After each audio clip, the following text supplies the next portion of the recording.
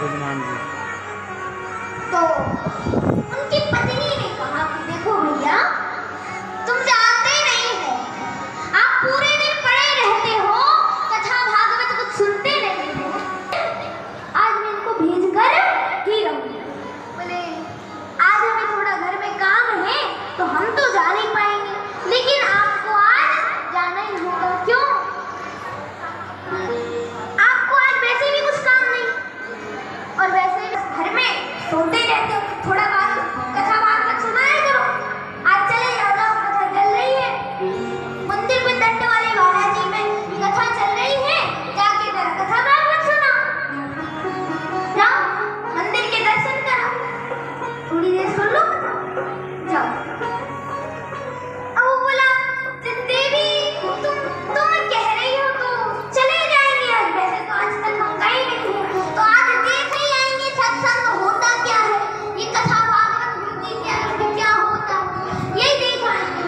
ठीक है, और वो जाके चली तैयार हो गए, लेकिन भोजन कर लिया। पत्नी बोली क्यों? आप तो बहुत देर पहले कह रहे थे कि मैं चला जाऊंगा, अभी तक तो गए नहीं, क्यों नहीं गए? मैं जा रहे हैं ना, थोड़ी देर रुक जाओ। वो अंदर जाके तो सोच रहा था शायद ना जाना पड़े, वो अंदर जाके चुपचाप लेट गया, सो गया। पत्नी आई, क्यों गए नहीं? अब पत्नी उसको परेशान करने लगी, क्यों गए नहीं, क्यों तुम कुछ भी करना, क्यों गए नहीं, क्यों गए नहीं? तो बोला तो जाना ही पड़ेगा, ये मानेगी नहीं। बोला देखो देवी, मेरा मन तो नहीं था, तुम कह रही हो, चले जाते हैं। उठा और जैसे जैसे पहुंचा कथा में, और जैसे ही कथा में पहुंचा, बड़ा सा ऊंचा सा आसन लगा, बैठिए, बैठ गए। अब प्यासी आए, पूजन हुआ, आरती हुई, पुष्पांजलि हुई, मंगलाचरण हुआ, संकीर्तन हुआ, तब तक आ गई भगत जी को नींद। भगत जी आराम से सो गए। अब लोग सोच रहे थे कि इनको जगाएं जरा इनको, फिर सोचे अरे नहीं क्या पता जगेंगे कि नहीं, अरे गांव के बड़े आदमी है, गुस्सा ना हो जाए, क्रोधित ना हो जाए, सोने दो। हम यहाँ कथा सुनने आए कि दूसरों को जगाने आए? अरे सोने दो, नहीं सोना, सोने दो, सोने दी। और यहाँ कथा में शाम हो गई, व्यास जी आरती हुई, पुष्पांजलि हुई, प्रसाद लेके सब चले गए। व्यास जी भी मंच से उठ के चले गए। अब भगत जी जगे ना, 2-3 कथा के 2-3 घंटे बाद, 2-3 घंटे बीत गए, नहीं जगे। अब उस पूरे पंडाल में, पूरे हॉल में केवल 2 आदमी थे। कौन बताओ? केवल 2 आदमी थे। कौन कौन पता है आपको? उस पूरे पंडाल में केवल 2 आदमी बचे। कौन कौन थे वो 2 आदमी? बताओ, वो 2 आदमी कौन थे? जो 2 आदमी पंडाल में रह गए थे, वो कौन थे? एक तो सो रहे थे भगत जी वो, और दूसरे कौन थे? कौन? व्यास जी? नहीं,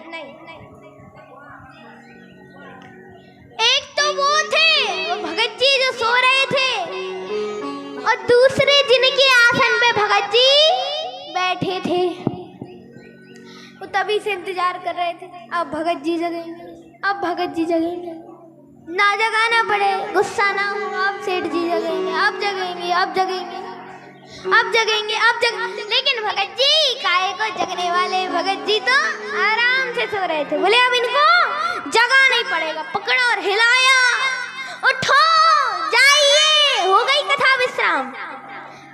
हो गई? हाँ हो गई।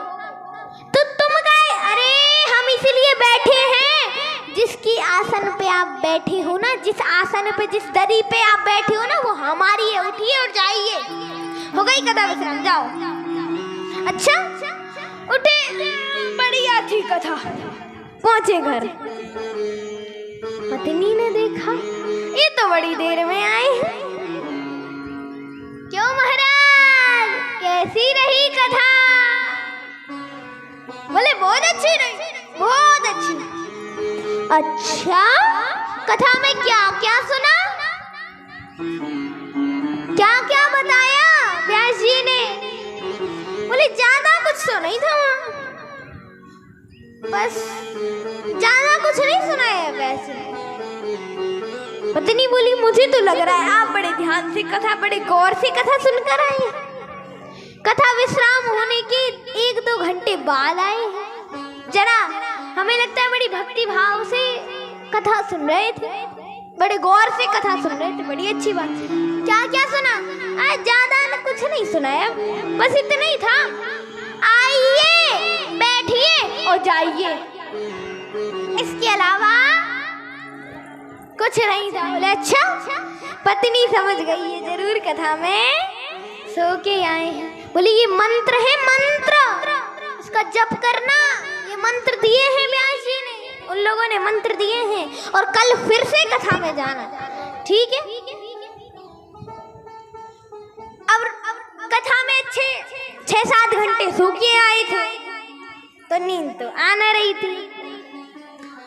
रात में उसने सोचा, भगत जी ने सोचा उन्होंने कि अब मुझे नींद तो आ नहीं रही है, और पत्नी ने कहा था कि ये मंत्र है, मंत्र, तो चलो जरा मंत्र का जप कर लेता हूँ।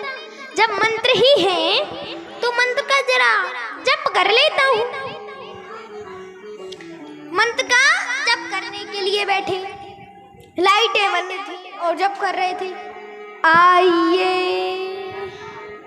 बैठिए जाइए, आइए बैठिए जाइए, आइए बैठिए जाइए, आइए बैठिए जाइए, आइए बैठिए जाइए, मंत्र का जप कर रहे थे। अब रात को चोर घूम रहे थे, चोरों ने देखा बढ़िया इतना बड़ा मकान है, जरूर अच्छा धनवान आदमी होगा, चोरी कर लेते हैं। गए घर में चोरी करने के लिए, पहले तो कुछ सुनाई नहीं दे रहा था, फिर अंदर जैसे ही अंदर को गए तब तक भगत जी बोले आइए। चोर ने सुना आइए, मेरी पैरों की आवाज या मेरे आने की आवाज किसी को लग गई है, पता चल गया है कि मैं आया हूँ, कोई आया है, और धीमे धीमे धीमे धीमे बिना आवाज की चलने लगा। तब तक भगत जी बोले बैठिए। उसने सोचा बैठिए, जरूर किसी ने अब मुझे सचमुच देख लिया, और भागा पीछे को, और जैसे ही द्वारे तक को भागा तब तक भगत जी बोले जाइए। अब उसने सुना जाइए, अब तो जो भी जिसने भी मुझे देखा है वो हमें पहचान गए हैं, अब तो कल पुलिस से पकड़वा देंगे, कुछ करना ही पड़ेगा। तो जो बाहर को भाग रहा था बाहर को नहीं गया और अंदर को आया, और जहाँ से आवाज आ रही थी भगत जी के चरणों में गिर पड़ा। महाराज, महाराज माफ कर दो महाराज, हमने आपके घर से कुछ नहीं चुराया, कुछ भी नहीं, जो भी हम लेके आए थे सब ये लो। भगत जी ने लाइट खोल के देखी, बोले कौन हो भैया तुम? बोले आप हमें पहचान गए, अब काहे को हमारे मुंह से बुलवा रहे हैं? और ऐसा कह कि जितना भी धन था सब चढ़ा चढ़ू के भाग गया। भगत जी को कुछ समझ में ना आया। भगत जी ने पत्नी को जगाया, सारी बात बताई। पत्नी बोली देखिए, आप सच्ची कथा से झूठे शब्द लेकर आए थे, और उन झूठे शब्दों ने, उस झूठे मंत्र ने, झूठे शब्दों ने सचमुच के चोर को आपके अधीन कर दिया, आपके चरणों में डाल दिया। और अगर आप उस सच्ची कथा से सच्चे शब्द लेकर आते तो जो आपके अंदर झूठे चोर हैं, काम क्रोध लोभ मोह, ये सारे के सारे आपके चरणों में गिर जाते, आपके अधीन हो जाते। तो ये है कथा की महिमा, कथा के शब्दों की महिमा। और ये है माताओं की बुद्धिमानी।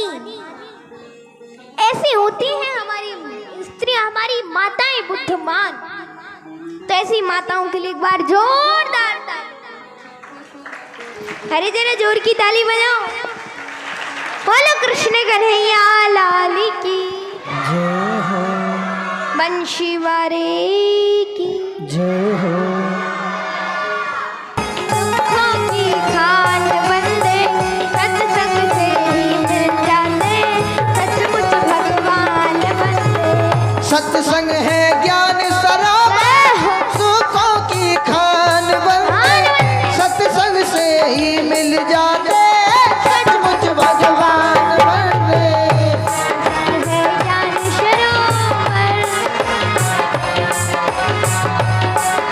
दोनों हाथ ऊपर उठा के तालियों की सेवा करते हुए सत्संग होकर है जाता मंजिल का रास्ता, इस मंजिल के राही को जग से क्या वास्ता। जग से क्या रास्ता, इस मंजिल के राही को जग से क्या वास्ता। सत्संग से होकर जाता मंजिल का रास्ता, इस मंजिल के राही को जग से क्या वास्ता। सत्संग है ज्ञान सरोवर, सत्संग है ज्ञान सरोवर, सत्संग है ज्ञान सरोवर, सुखों की खान बनते, सत्संग से ही मिल जाते, सचमुच भगवान बनते।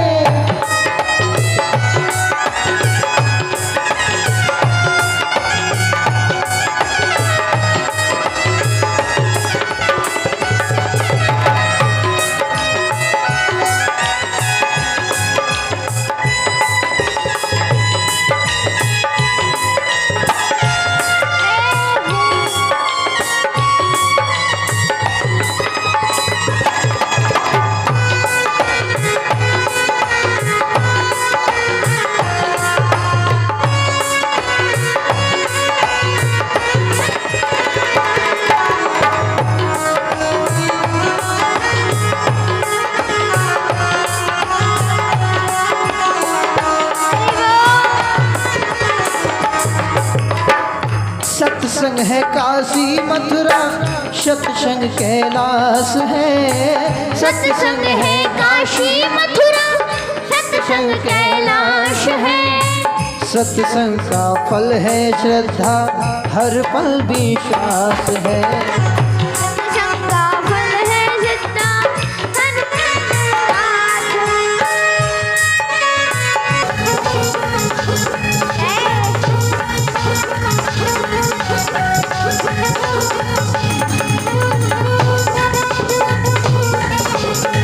की डोर से सत्संग है ज्ञान सरोवर, सुखों की खान बनते, सत्संग से ही मिल जाते, सचमुच भगवान बनते।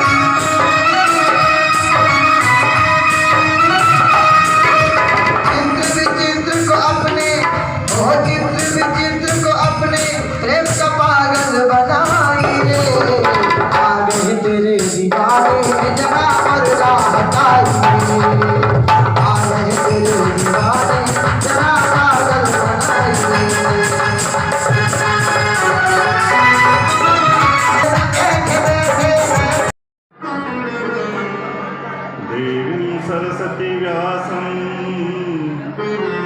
ततुजे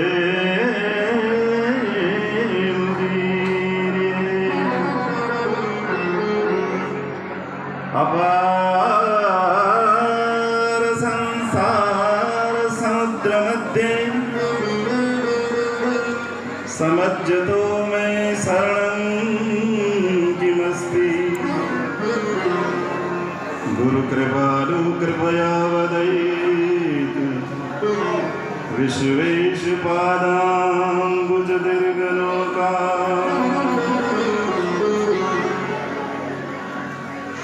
एक बार भाव से मैं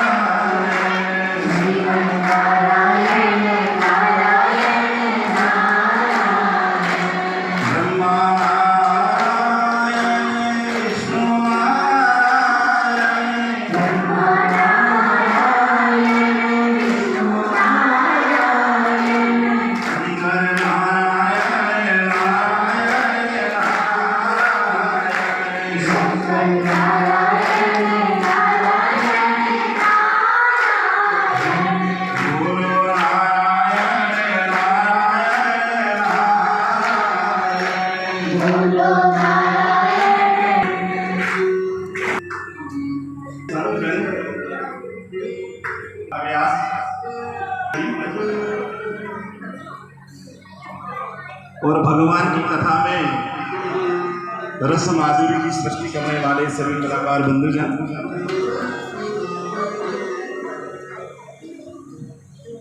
इस असार संसार में प्रत्येक जीव सुखी होना चाहता है। हर जीव की ये चाह है कि हम सुखी हो जाएं।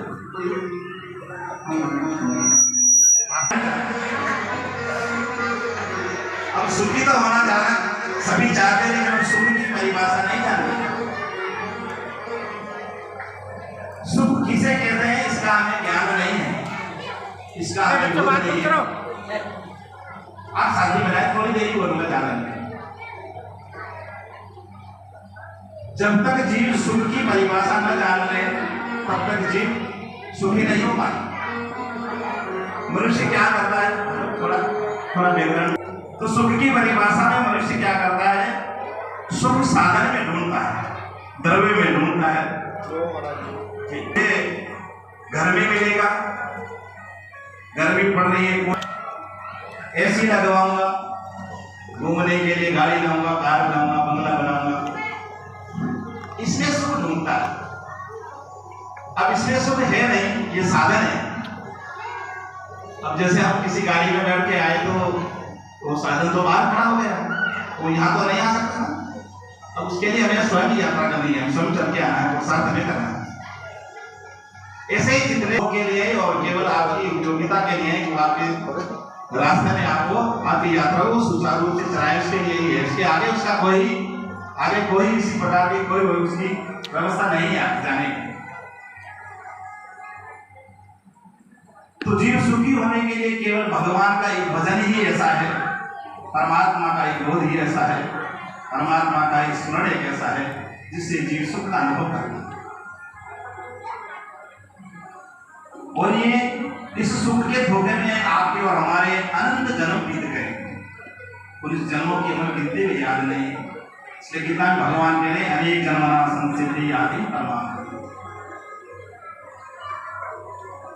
तो जब जब हमारे नगर में या शहर में, गांव में जब जब संत पुरुष आते हैं तो स्वयं भगवान की साक्षात कृपा होती है।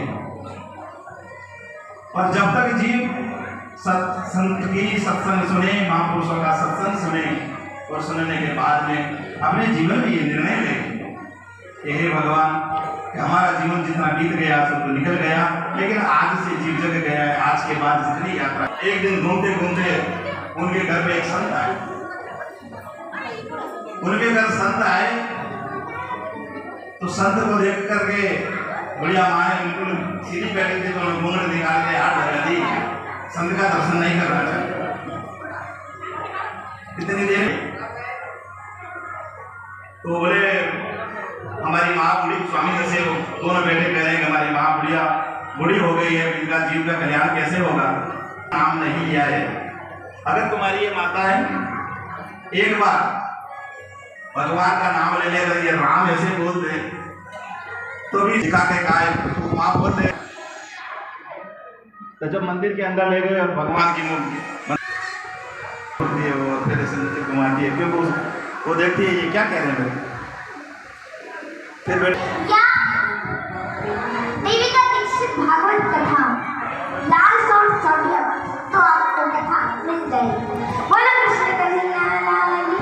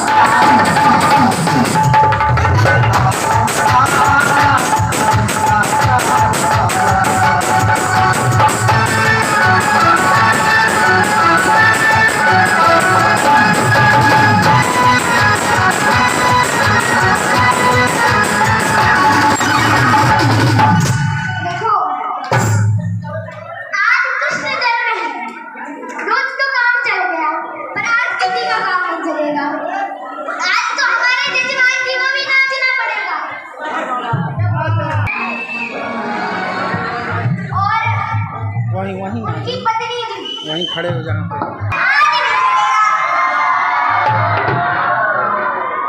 आज हमारी माताओं को अपनी अपनी जोड़ी ढूंढ लो ऐसे ही। जो जोड़ी के साथ आए हैं अच्छी बात है, और जो जोड़ी के साथ नहीं आए वैसे ही अपनी बहन को या बगल में जो भी पड़ोसन है किसी का भी हाथ पकड़ लो और हाथ पकड़ के अपनी जोड़ी का और जोड़ी का हाथ पकड़ के नाचते हुए झूमते हुए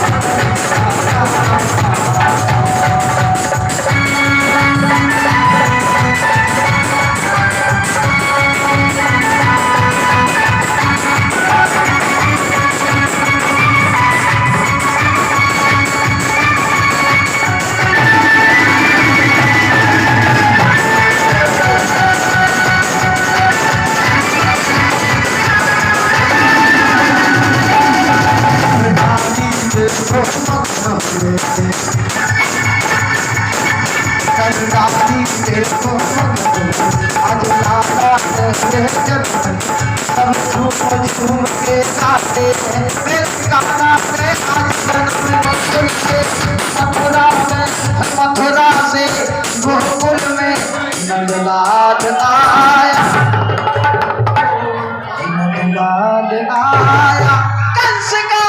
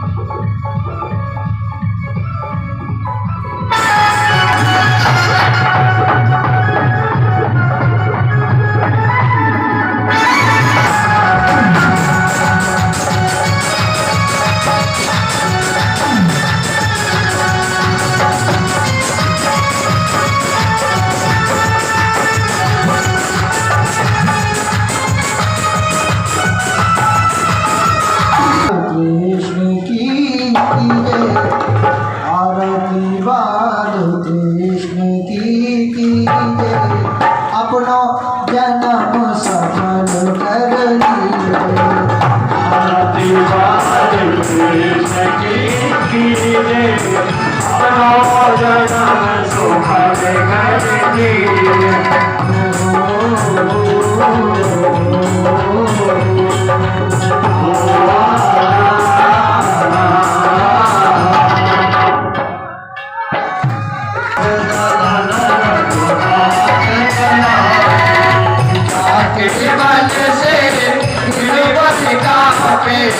थोड़े तो से जाने का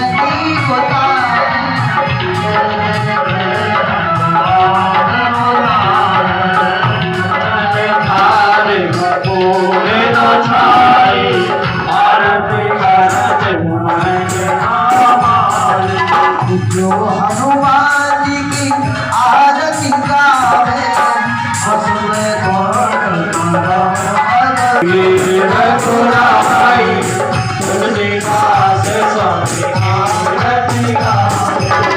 आरती की जय